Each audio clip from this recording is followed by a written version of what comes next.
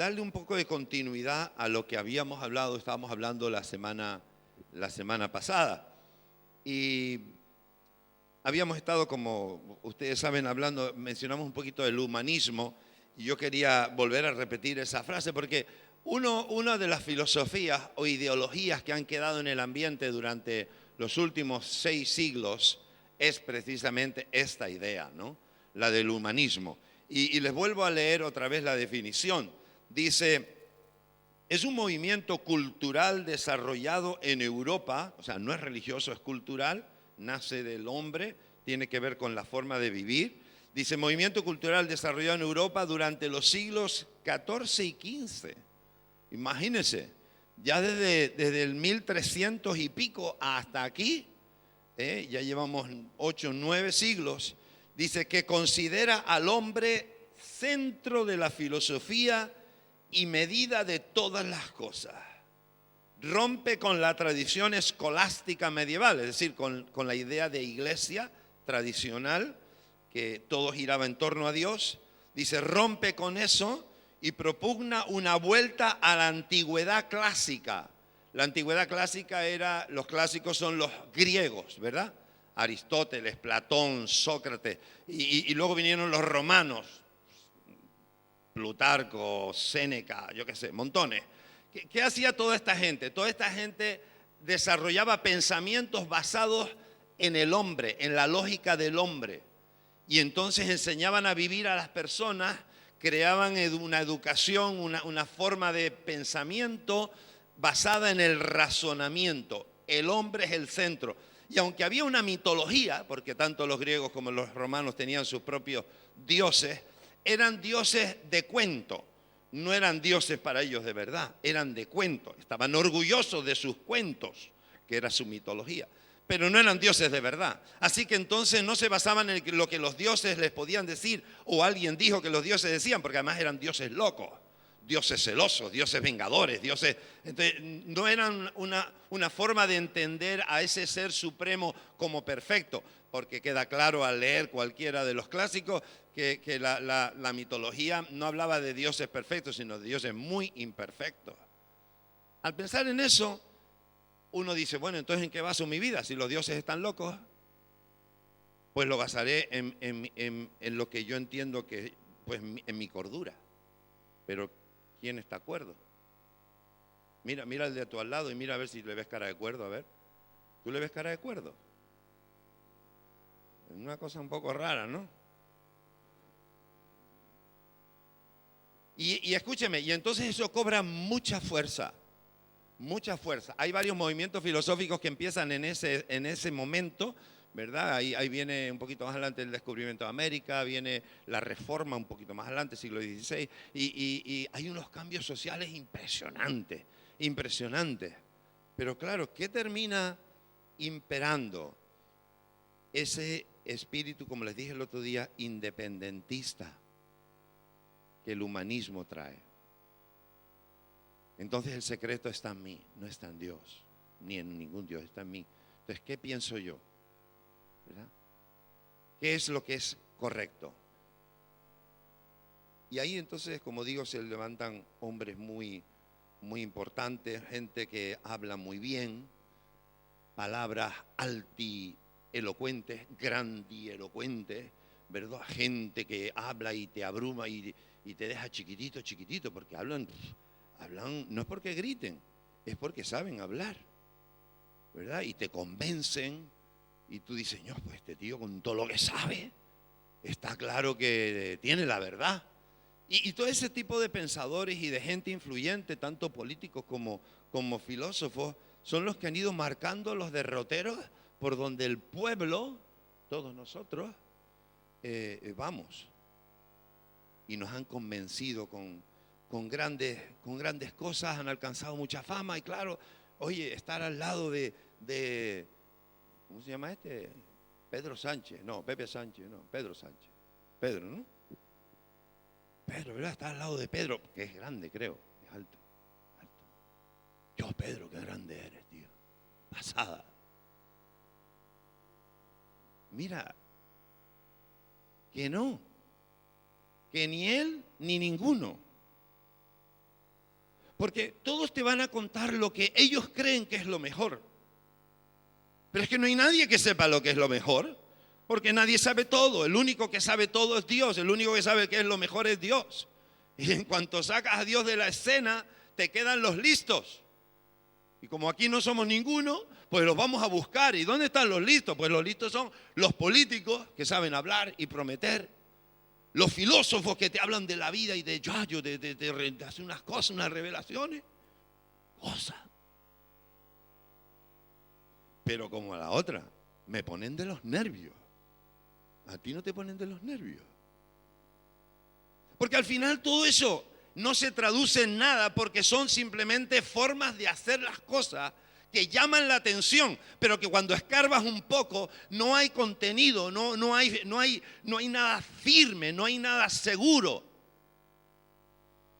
Pero nos hemos dejado llevar por eso y seguimos dejándonos llevar por eso.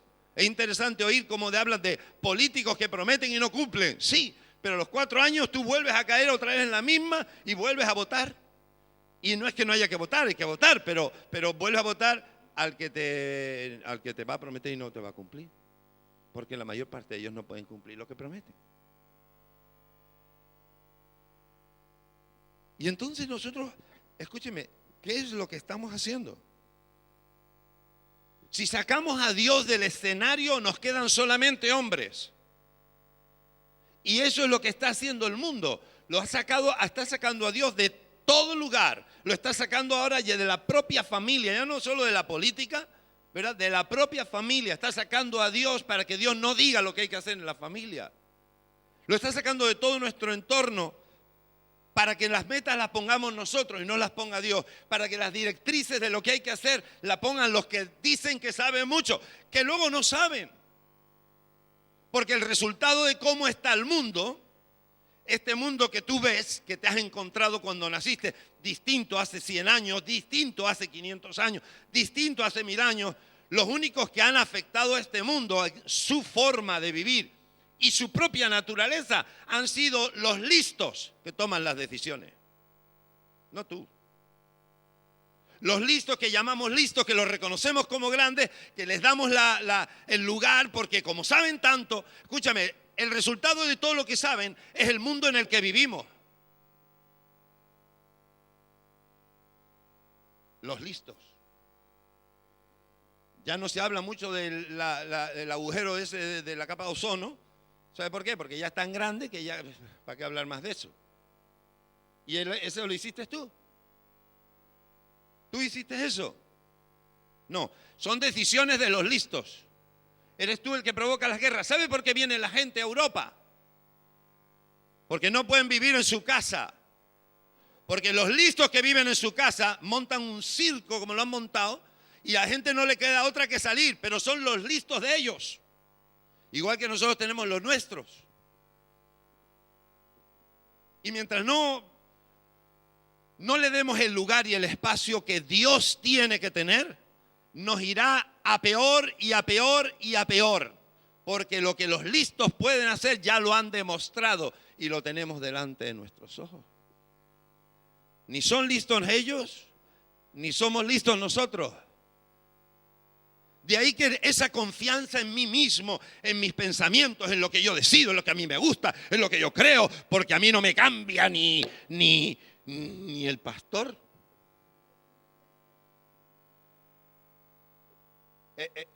Eso es lo que nos lleva a donde estamos.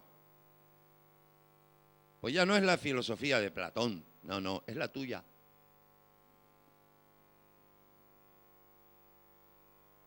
O la de aquel que dejas que gobierne tu vida.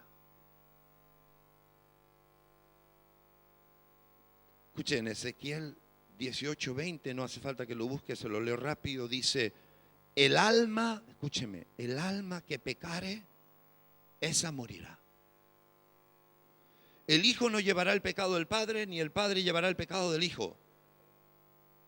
La justicia del justo será sobre él y la impiedad del impío será sobre él. No se trata de seguir a nadie. Se trata de volver a poner a Dios en su sitio para que nos diga cómo son las cosas. Porque yo no sé cómo son las cosas. Y esto me lleva a la ligera sospecha de que tú tampoco sabes cómo son las cosas. Porque te veo tan limitado como yo. Pero Dios es todopoderoso. Dios todo lo sabe y Dios lo ha creado todo para que podamos vivir con Él. Y lo que estamos haciendo es sacarlo fuera para vivir sin Él. Entonces Cristo viene para traer una restauración, un cambio global en el mundo, en tu vida, en mi vida, en la familia, en los conceptos de política, etcétera. Pero al sacarlo de la escena, nos volvemos a quedar otra vez solos. Y lo tenemos que organizar según nuestros criterios. Y así es como va la cosa. Escuche, Dios existe. Da igual lo que la gente diga. Da igual si les gusta o no les gusta, si lo quieren o no lo quieren, si lo creen o no lo creen. Por eso Dios no va a dejar de ser quien es. Dios es Dios. Y es el mismo Dios que te creó a ti y a mí. Y es el mismo Dios que aun sabiendo que tú has pecado, vuelve a tu lado para decirte, ven conmigo, vamos a hacer las paces y vamos a caminar juntos. Porque no solo quiero estar contigo aquí, sino que lo que quiero estar es toda la eternidad contigo. Por eso murió Jesús. Jesús no murió para que nos fuera bien aquí, fuéramos prósperos y no sé qué cosa. Jesús murió para que tuviéramos vida eterna. Y es en esa vida eterna donde Él quiere tener esa relación que Adán y Eva estropearon. Hermano, esa desconfianza en mis propios criterios es lo que me lleva a mí cada día, sospechando que puedo estar equivocado, a postrarme delante del Señor y a decirle, Señor, no sea mi voluntad, sino la tuya. Porque ¿quién está en lo cierto? ¿Tú? ¿Quién está en lo cierto? De ahí que al reconocer eso, antes estábamos cantando cómo el Señor se sacrificó y cómo está. Y hermano, es que cada vez que yo pienso en eso, digo, pero es que ¿cómo le voy a agradecer a Dios? ¿Cómo voy a honrar a Dios? ¿Qué puedo hacer por Dios para acercarme un poco no digo compensar, pero no sé, a que se dé cuenta de que estoy agradecido cuando decido hacer su voluntad? Pero es que para decidir hacer su voluntad tengo que decidir no hacer la mía. Y esta es la gran lucha, porque me han enseñado toda la vida que aquí lo que importa es lo que tú eres, quién puedes llegar a ser, lo grande que eres tú en tu persona, tu independencia, tu capacidad. Tú tienes que ya lo máximo, encuéntrate a ti mismo y todo ese lío que nos han montado en la cabeza. Y lo único que nos lleva es otra vez a sacar a Dios de fuera para yo entonces forjar mi yo. Y otra vez sacamos a Dios fuera. Mira, quiero darte un par de ejemplos rapiditos. Vente conmigo a Jueces capítulo 16. Las consecuencias de buscar mi propia felicidad y de buscar mi propia dirección y atender a mis criterios, porque yo sí sé, claro, yo sí. Nos lleva a un par de cositas, bueno, a muchas, pero quiero que pensemos solo en dos. Dos ejemplos claros. El primero tiene que ver con Sansón. Escúcheme, Sansón fue durante 20 años juez en Israel. Juez. Dios lo escogió antes de nacer. Dios habló a su padre y a su madre y le dijo, van a tener un hijo, me lo cuidan, me lo tratan así, así, así, así. Y ustedes cuando sea grande ese hombre va a ser un importante en la tierra. Efectivamente que lo fue. 20 años estuvo gobernando en Israel. Pero fueron 20 años donde Dios lo había llamado, Dios lo había separado, Dios había hecho un pacto con él. Pero 20 años donde hizo lo que quiso. Y quiero llevarles al punto este. Oiga, ¿cómo puede ser que pueda haber gente que lleva 20 años y 20 años creyendo que Dios está con él cuando Dios no está con él? ¿Cómo puede ser que después de haber vivido lo que ha vivido, lo que Dios le ha mostrado, al final de su trayectoria, él creyendo todavía que Dios está con él, le sorprende esto que les quiero leer? Dice en Jueces 16:20, dice, y le dijo, Sansón, los filisteos sobre ti, era su mujer o su novia o su arrejuntada. Sansón le dice, Sansón, los filisteos sobre ti. Y luego que despertó él de su sueño, porque estaba durmiendo y ella lo despierta. Dice, él se dijo a sí mismo, esta vez saldré como las otras y me escaparé. Y continúa diciendo el versículo, pero él no sabía que Jehová ya se había apartado de él. Oiga, se puede vivir creyendo que Dios está con uno y Dios haberse apartado de uno. Y no hablo de uno cualquiera, hablo de un hombre marcado, señalado, ungido, que todos hemos oído, no lo conocen solo los creyentes, lo conocen los no creyentes, pero de la famosa fuerza que tenía Sansón. Algo sobrenatural que Dios le había dado. Pero escúcheme, que Dios nos dé las cosas, que Dios nos respalde durante un tiempo, no quiere decir que Dios sigue estando con nosotros. Y es por eso que a veces el buscar lo mío, el atender a lo mío como él atendió a lo suyo, el dejarse llevar por las cosas que él pensaba que era mejor. ¿Qué más da? Si me junto con una, me junto con otra, hago esto o hago lo otro. Dios está conmigo. No, Dios no está contigo. Y queda registrado el fracaso de una vida de 20 años como gobernador de Israel.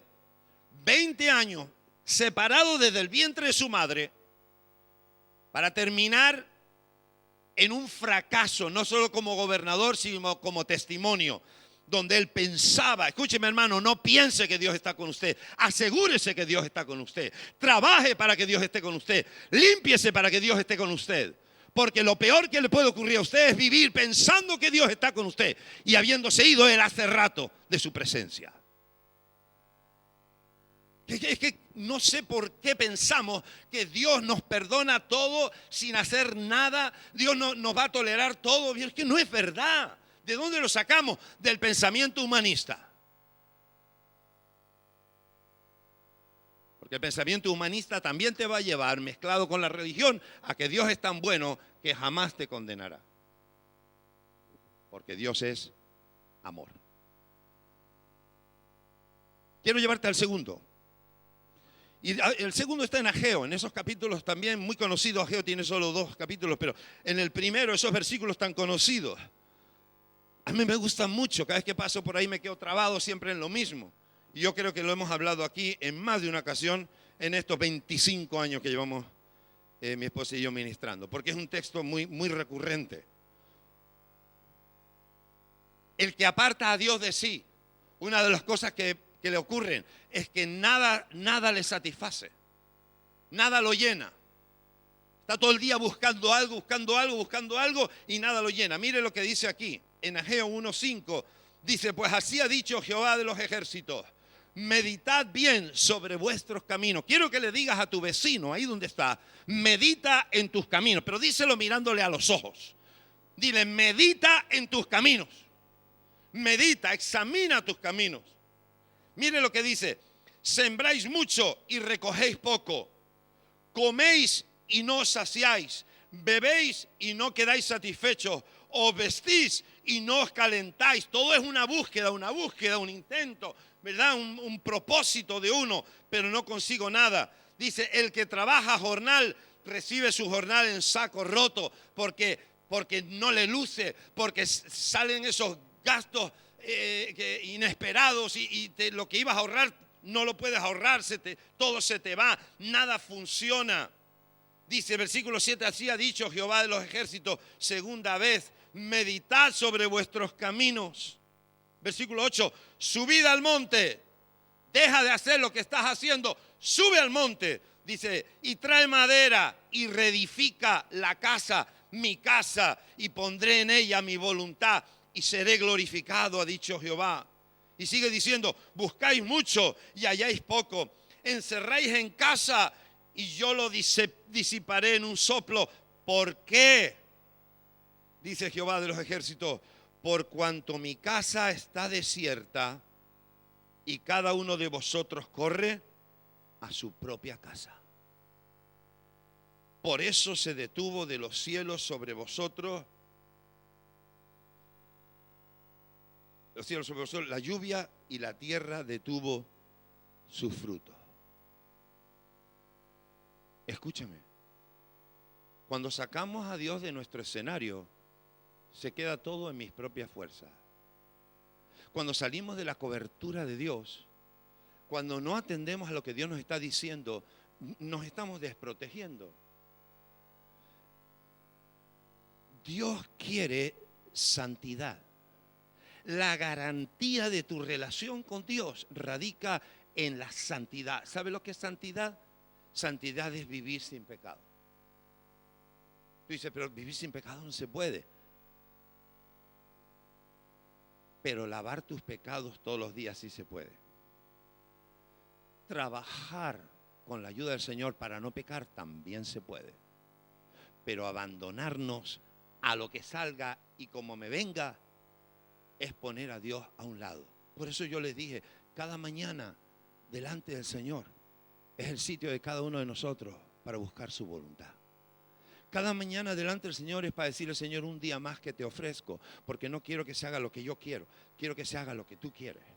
Es un día más para decir, Señor, este día yo quiero caminar contigo agarrado de la mano. No quiero que me sueltes porque solo estoy perdido. No es que me voy a perder, estoy perdido.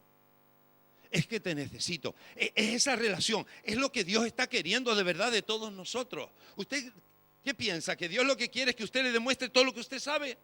No, si hay mucha gente demostrándole a Dios todo lo que saben y no saben nada y no les conduce a nada, porque no se trata de saber, se trata de estar con el que lo sabe todo. Eso, porque la autosuficiencia que me da el independentismo, el humanismo, eso me lleva a poner a Dios a un lado porque yo sí sé.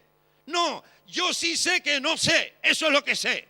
No sé otra cosa, que no sé y que necesito al que lo sabe todo.